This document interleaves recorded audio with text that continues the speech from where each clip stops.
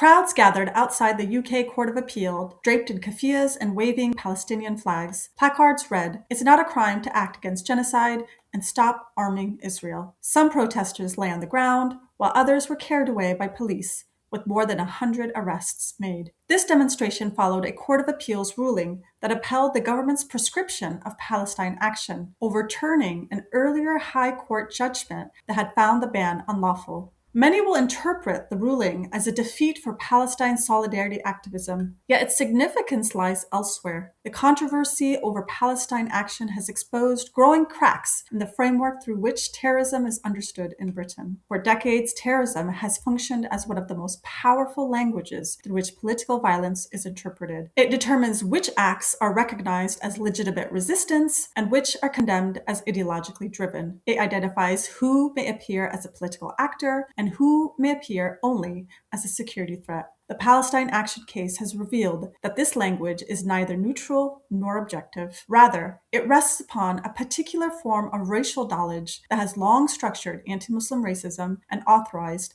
extraordinary forms of state violence. Terrorism is commonly understood as a form of violence, but it is also a way of seeing. Its contemporary meaning emerged through colonial histories, in which resistance to empire increasingly came to be represented not as politics, but as pathology. Palestine occupied a central place in this process. From the 1970s onward, the figure of the Palestinian terrorist became a defining image within international security discourse. Anti-colonial resistance was detached from the realities of military occupation and dispossession and reimagined as expressions of irrational violence. After 9/11, these assumptions became deeply embedded within public life. An entire industry of terrorism expertise emerged to explain how individuals become terrorists, producing theories of radicalization, extremism, and terrorist psychology. What united these approaches was a common assumption. Terrorism was understood primarily as a problem of defective minds, rather than political conditions. The colonial logic is difficult to miss. The terrorist appears as a figure incapable of reason, driven by instinct rather than politics, hatred rather than history. This is why terrorism functions as a form of racial knowledge. It classifies populations and differentiates forms of humanity. Once these distinctions are established, extraordinary violence becomes easy to justify. Detention without charge, torture, mass surveillance, denationalization, targeted killing, and military occupation can all be presented as security measures rather than forms of racial violence. There is a useful historical parallel here. During the 18th and 19th centuries, European empires increasingly relied upon scientific racism to justify conquest, enslavement, and colonial rule. Through skull measurements, physiognomy, and intelligence testing, scientists claimed to discover objective biological differences between human groups. These theories transformed political domination into scientific fact. Imperial hierarchy appeared natural because science supposedly demonstrated that some populations were inherently more civilized, rational, and capable than others. Today, these theories are increasingly recognized as pseudoscience. The categories they produced did not reveal truths about humanity. They provided intellectual legitimacy for systems of domination that already existed. Terrorism operates in a remarkably similar fashion. Like scientific racism, it presents itself as objective knowledge. Through theories of radicalization, extremism, and terrorist psychology, it claims to identify measurable characteristics of dangerous populations. Both scientific racism and terrorism discourse transform political relations into expert knowledge. Both produce hierarchies of humanity. Both make violence appear necessary by presenting domination as an objective response to an objectively identifiable threat. This is why the Palestine Action controversy matters. The significance of the case is not simply that activists challenged the government's decision in court. It is that the campaign exposed the fragility of terrorism discourse itself. For decades, the figure of the terrorist has been imagined through the racialized image of the Muslim threat. The terrorist is expected to look a certain way and come from certain populations. Palestine Action unsettled those expectations. Many of those arrested under legislation associated with the prescription were ordinary activists, including large numbers of older white people publicly opposing Israel's assault on Gaza and Britain's role in supporting it. Their presence disrupted the racial assumptions through which terrorism is ordinarily recognized. Images of of pensioners, teachers, clergy members, and community activists being associated with terrorism while protesting genocide created a dissonance that proved difficult to ignore. Suddenly, the category appeared less self-evident than it once had. It exposed the extent to which terrorism has never functioned as a neutral description of violence. Its authority has always depended upon racial associations that link danger, irrationality, and political violence to Muslim populations. This does not mean that terrorism discourse is disappearing. Scientific racism did not vanish when its intellectual foundations were challenged, nor were racial hierarchies dismantled when biological theories of race were discredited, but a reckoning occurred. Claims that once appeared objective increasingly came to be recognized as ideological. The significance of the Palestine Action case lies in exposing the racial assumptions that underpin contemporary terrorism discourse. In doing so, it has opened political space for a broader challenge to one of the central languages through which anti-Muslim racism and racialized violence continue to be organized. The task now is not simply to oppose a prescription order, it is to continue challenging the knowledge system that makes such orders appear reasonable in the first place. Only then can the knowledge foundations of permanent war, occupation, and racialized death begin to be dismantled.